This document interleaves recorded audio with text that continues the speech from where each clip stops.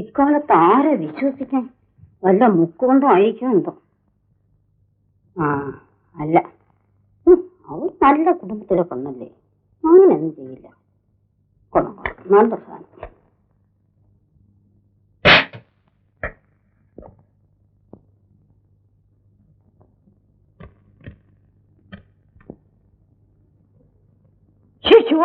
എന്താ മോളെ ഇത്?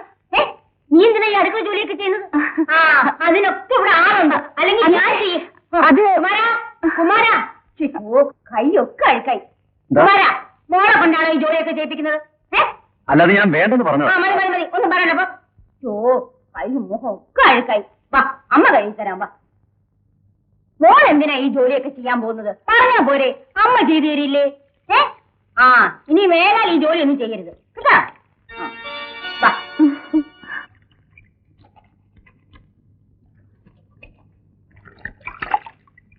വേലയ്ക്ക് നിർത്താൻ ഒരിക്കലും ഇവിടെ കിട്ടാനില്ല മോളെ. ആ കുമാറിനെ അയച്ച് അലക്കാരൻ ഇങ്ങോട്ട് വരാൻ പറഞ്ഞാ പോരെ. മോളിങ്ങോട്ട് മാറ്, ഞാൻ നനച്ചുതരാം. വേണ്ടമ്മേ, 12 ബ്ലൗസ്. നീ ഇങ്ങോട്ട് മാറ്, ഞാൻ നനച്ചുതരാന്ന് പറഞ്ഞില്ലേ.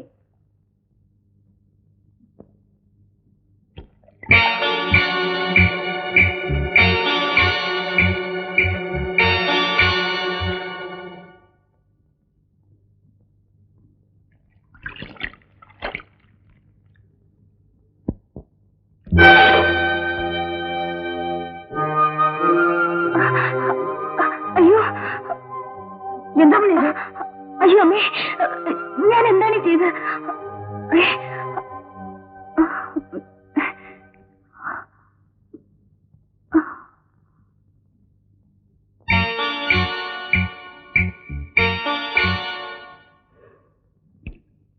അവളുടെ ഒടുക്കത്തെ ഒരു കഴിവ്.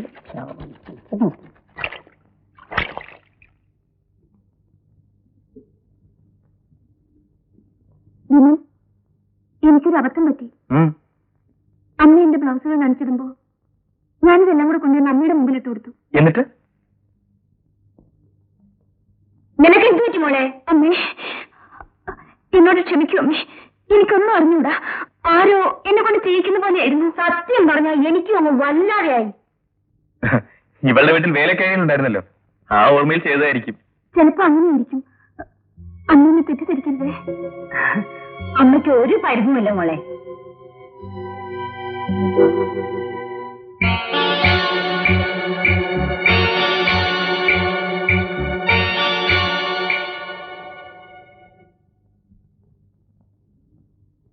സാരമില്ല.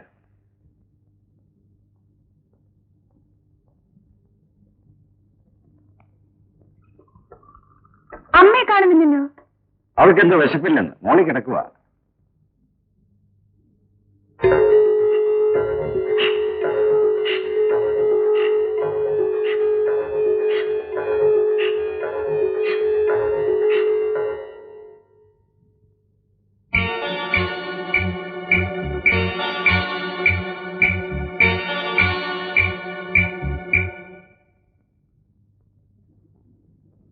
അമ്മേ, ഒന്നും കഴിക്കാതെ ഇങ്ങനെ കിടന്നാലോ? എനിക്കിന്നെന്തോ വിശപ്പില്ല. അങ്ങനെ പറഞ്ഞാൽ ഈ മോളെ സമ്മതിക്കില്ല. എനിക്ക് വേണ്ടെന്ന് പറഞ്ഞില്ലേ മോളെ?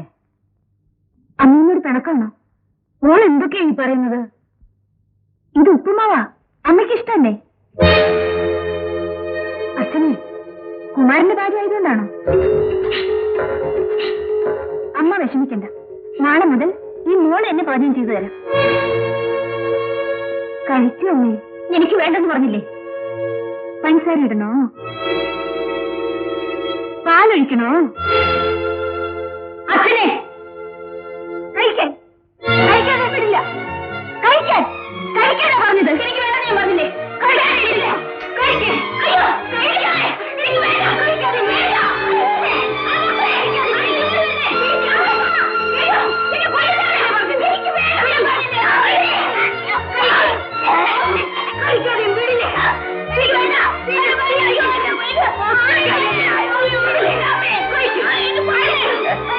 എന്തായാലും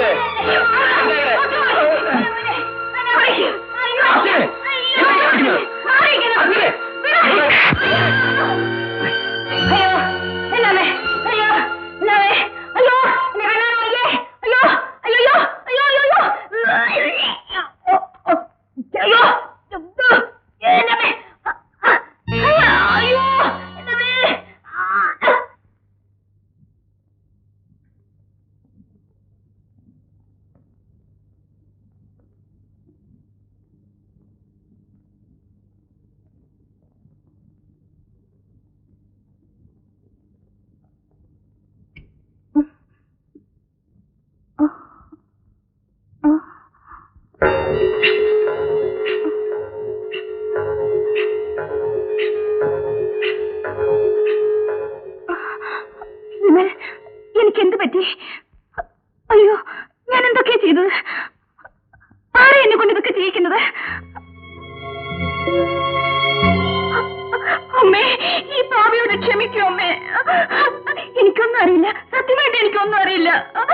എനിക്ക് മാപ്പ് തന്നൊന്ന് പറയൂ. എഴുന്നേക്കാൻ പറഞ്ഞില്ലേ? നീ ഒരു ഡോക്ടറല്ലേ? എന്താ പറയാ എന്റെ കാസം? അമ്മ പൊയ്ക്കോളൂ.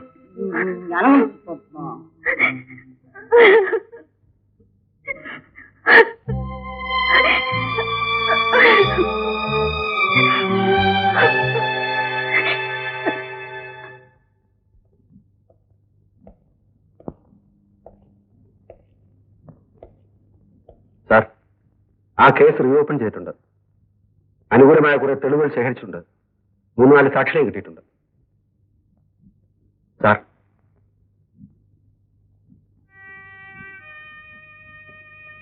ഞാൻ എന്റെ മകളുടെ കേസ് എങ്ങനെ ക്ലോസ് ചെയ്യാമെന്ന് ആലോചിക്കുകയാണ്.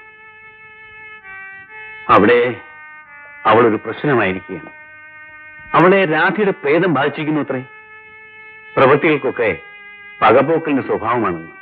പ്രേതമോ ബാധയോ പ്രതികാരം അവർ അർഹിക്കുന്നു. ഒരു പാവം പെൺകുട്ടിയെ ജീവനോടെ ചുട്ടുകരിച്ചവരാണ് അവിടെ ഉള്ളത്.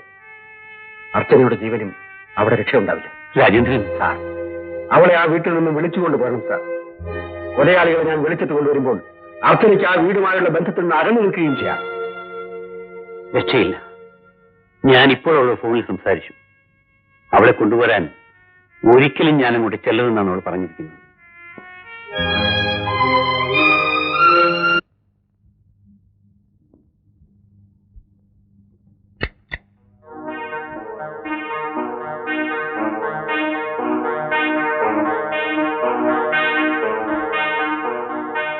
തലവേദനയ്ക്കുള്ള ഗുളികയുണ്ടോ ചേട്ടാ?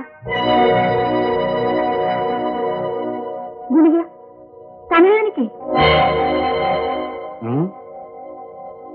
അന്ന് രാധയ്ക്കുണ്ടായി കൊടുത്തില്ലേ? അത് അച്ഛനെ ആ ഷർട്ടിന്റെ പോക്കറ്റ് വലിച്ചു കയറൂ. അച്ഛനെ അർച്ചനയല്ല, രാധ. ഇങ്ങനെ പറഞ്ഞത്.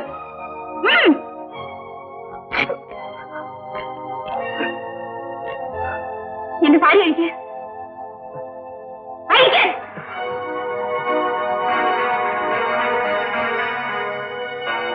ഇനി എന്റെ കൈക്ക് പിടിക്ക. വിളിക്ക. ഇനി എന്റെ അമ്മയെ വിളിക്ക. വിളിക്ക. വിളിക്ക. വിളിക്ക. എന്റെ അമ്മയെ വിളിക്ക. വിളിക്ക.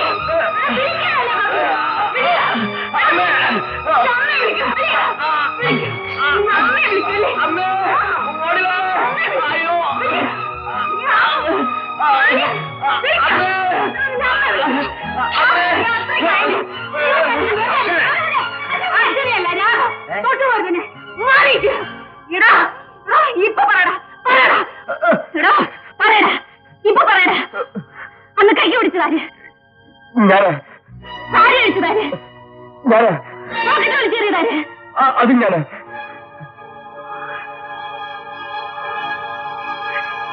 ഇടാ, ഞാൻ അർച്ചനയല്ല, ഞാൻ രാധയാണ്. ഞാൻ പകരം ചോദിക്കും. എന്തിനാ ഞാൻ പകരം ചോദിക്കാം?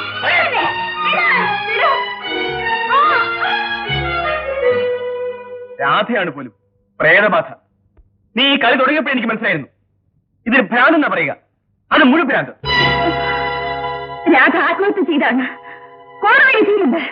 അത് വിശ്വസിക്കുന്ന മിസ്റ്റർ വിമൽകുമാർ, നിങ്ങൾക്ക് എന്നെ ഭ്രാന്ത് മനസ്സിലാവില്ല. വിമലിന് ആ കഥ കേൾക്കണോ? ഇവിടെ അവൾ അനുഭവിച്ചുകൊണ്ടിരുന്നത് എന്നെ എഴുതി അറിയിക്കുമായിരുന്നു. എനിക്കിനി വയ്യ. ഈ ദുരിതത്തിൽ നിന്ന് രക്ഷപ്പെടാൻ ആത്മഹത്യ ഒരു മാർഗമുള്ളൂ. സംഭവം നടക്കുന്നതിന്റെ തലേ ദിവസം അവൾ എനിക്ക് എഴുതി. അങ്ങനെ അവൾ ആത്മഹത്യ ചെയ്തു. എങ്ങനെ? ഗതികേടിൽ ആരും അങ്ങനെ ആലോചിച്ചു പോകും. അവർക്ക് വേണ്ടപ്പെട്ടവരെ അത് അറിയിക്കുകയും ചെയ്യും. ആ കത്തിൽ എന്നെ ഒന്ന് നേരിട്ട് കാണണമെന്ന് അവൾ എനിക്ക് എഴുതി. പിറ്റേന്ന് പോകാമെന്ന് ഞാൻ വിചാരിച്ചു. നേരെ ഇരുട്ടി തുടങ്ങിയപ്പോൾ എന്താ എനിക്കൊരു അസ്വസ്ഥത. ഈ വീടിനോടുള്ള എന്റെ ബന്ധത്തെക്കുറിച്ച് പോലും ഞാൻ അപ്പോൾ മറന്നു. എന്റെ രാധ മാത്രമായിരുന്നു അപ്പോഴെന്റെ മുൻപ്.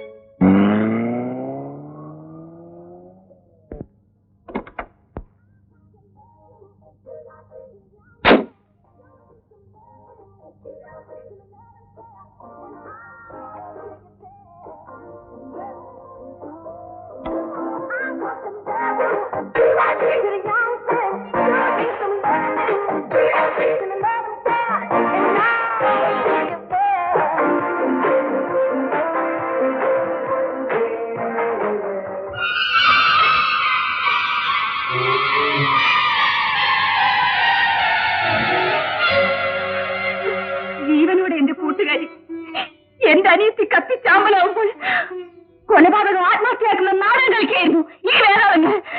വിമലിന്റെ സ്വന്തം അച്ഛനും അമ്മയും ചേട്ടനും.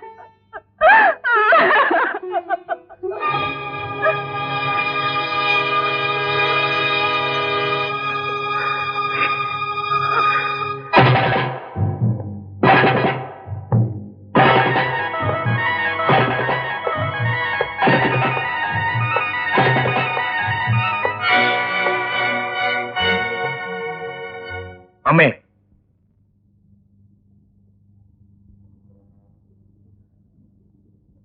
രാധ എങ്ങനെ മരിച്ചു? എന്നടാ ഇപ്പോഴിങ്ങനെ ഒരു ചോദ്യം? അമ്മയും ചേട്ടനും എന്താ മിണ്ടാ നിൽക്കുന്നത്? നിങ്ങളുടെ നാവുകളിൽ നിന്ന് എനിക്ക് കേൾക്കണം. അവൾ എങ്ങനെ മരിച്ചു? നിന്റെ ചോദ്യം ഞങ്ങൾക്ക് മനസ്സിലാവുന്നില്ല. സാധാരണ കൊലയാളികൾ കുറ്റം സമ്മതിക്കാറില്ല. വിമൽ, എടാ നിനക്ക് ഭ്രാന്ത. വിമൽ, നീ ഇപ്പൊ ഒന്നും സംസാരിക്കാൻ നിൽക്കണ്ട. അച്ഛനെന്തിനാ പേടിക്കുന്നത്? അവൾ എന്തൊക്കെയോ പറഞ്ഞു നിന്നെ തെറ്റിദ്ധരിപ്പിച്ചിട്ടുണ്ട്. അമ്മേ, ഞാൻ ഇത്രയും നാൾ നിങ്ങളുടെ അനുസരണയിൽ വളർന്നു. നിങ്ങളെ സ്നേഹിക്കുകയും വിശ്വസിക്കുകയും ചെയ്തു. പക്ഷേ നിങ്ങൾ പറയൂ, രാധ എങ്ങനെ മരിച്ചു? അവൾ ആത്മഹത്യ ചെയ്തല്ലെങ്കിൽ പിന്നെ ഞങ്ങൾ കൊന്നുവെന്നാണോ നീ പറയുന്നത്? അതെ, നിങ്ങൾ അവളെ മണ്ണെണ്ണ ഒഴിച്ച് ജീവനോട് ചുട്ടരിച്ചു കൊന്നു. പ്രഗത്ഭനായ വക്കീലിലെ എന്റെ ചേട്ടൻ നിങ്ങൾ അവർ ആത്മഹത്യയാക്കി മാറ്റി. ഞാൻ ഈ സത്യം തുറന്നു പറയാൻ പോവുകയാണ്, ഈ നാട്ടുകാരോട്, ഈ ലോകത്തോട്.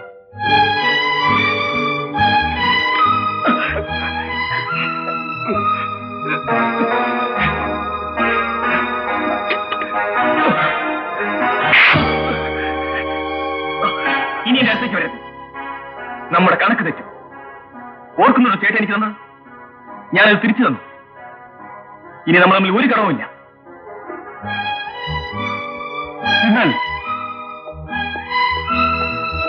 മോനെ, നമ്മൾ എന്ത് ചെയ്യും?